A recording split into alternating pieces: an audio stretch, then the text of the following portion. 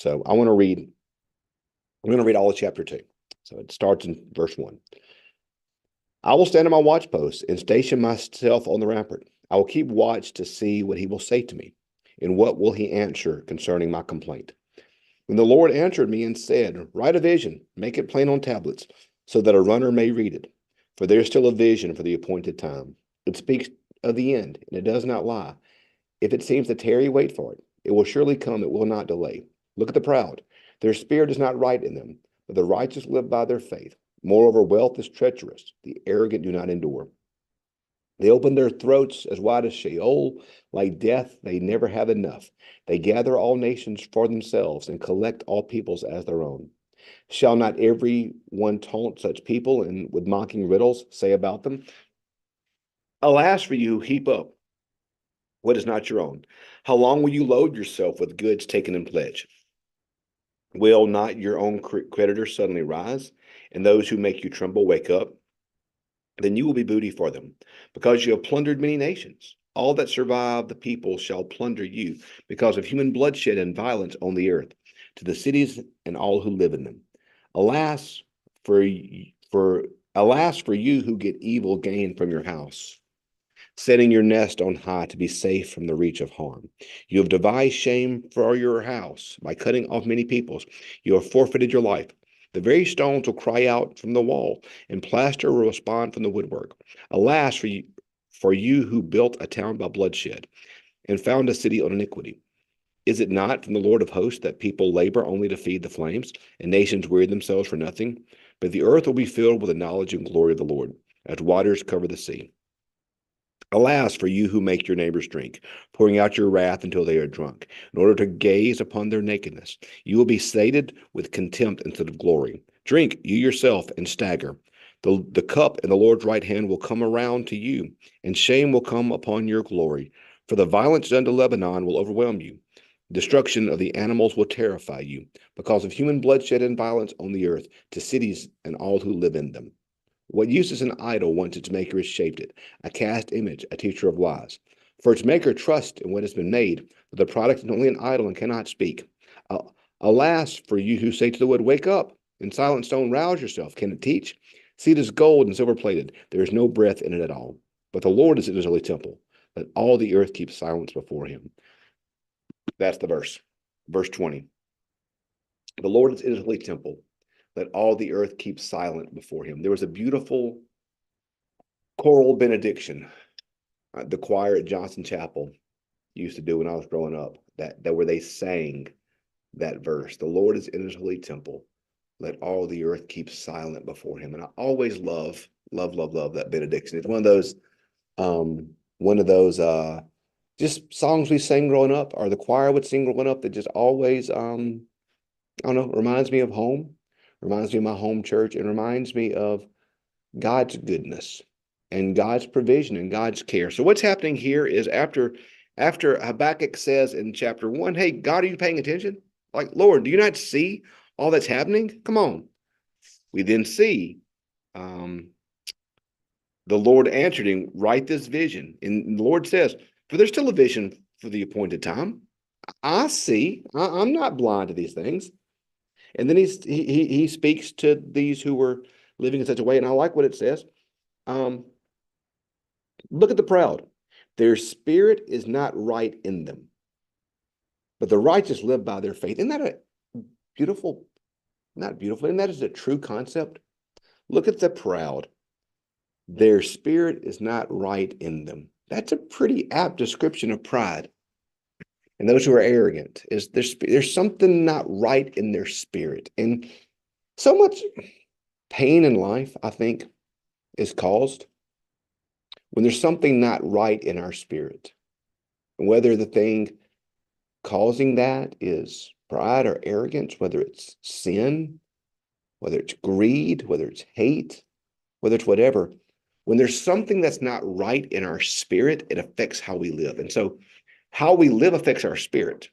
So your pride can affect your spirit, but your spirit can also affect your pride. It cuts both ways. And so when we're living out of sin, pride, greed, lust, whatever, that's going to affect our spirit, affect our heart. So when we see someone deep in sin, honestly, our first thing should be to pray for them. To pray for them. Because there's something wrong. There's something not right to make that happen. Look at the proud. Their spirit's not right within them. Then we see this taunt. All these things are going to happen. Will not your creditors rise? They will plunder as you'll be plundered. You have been plundered. You will gain from your house. In this judgment. But then verse 14 says, but the earth will be filled with the knowledge and the glory of the Lord as the waters cover the sea. God's glory will cover the entire earth. All will see and all will know. And I love contrasting 14 with 18. Of what use is an idol, which his maker shaped it, a cast image, a teacher of lies. Verse 19, who can say to the wood, wake up, or the silent stone, rouse yourself? Can it teach? See, its gold and silver plated, but there is no breath in it at all. And think about that, y'all. So you have this contrast where God's glory covers the earth, but then this idol, this man-made, this human-made thing, wake up, rouse yourself, O idol, speak to us. But it can't because it was a created thing. God created us, but we create the idols. And so all these idols that we worship, money, wealth, fame, whatever, those are human-made things, man-made things. They don't have any power. They are not God. They can't save us. They can't even comfort us. The only life comes from God. Because verse 14 says, the knowledge and the glory of the Lord will cover the earth as the earth will be filled with the knowledge and glory of the Lord as the waters cover the sea. What a beautiful contrast between the true God of heaven, whose glory and knowledge will cover the earth as the water to the sea, versus the idolatry of these things that aren't even God's. Our bank account has no eternal value. Our zip code has no eternal value. Our status in society has no eternal value. God is God. And we project the power of God on an idol that cannot bear its weight. And that's why so many of our idols crush us and we crush them. Because an idol cannot bear the weight of divinity, for it is not a true God. So if your God, your idol, is the success of your children, you're placing upon the shoulders of your children a weight they cannot bear. They cannot bear the weight of divinity. If you're casting your worship upon your career cannot carry that weight. It cannot carry the weight of divinity. If you're placing that making your finances your idol, your family, whatever it is that is not God, it cannot bear the weight of divinity. It is not God. And it will crush you and you will crush it. That's not the right attitude, not the right path to walk. Only God is God. Verse 20. But the Lord's in his holy temple. Let all the earth keep silent before him. I love that verse, y'all.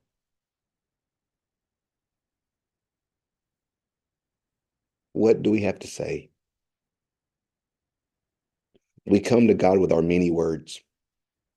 But when his knowledge covers the earth, glory covers the earth like the sea, what are my words to God?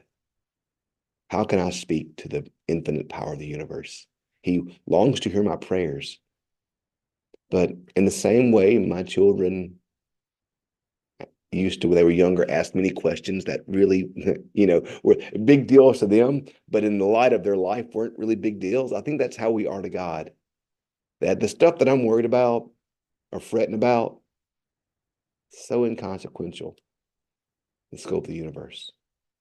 But in the same way, as a parent, I loved my children when they came to me with their things that maybe weren't really that important at the time, but were important to them.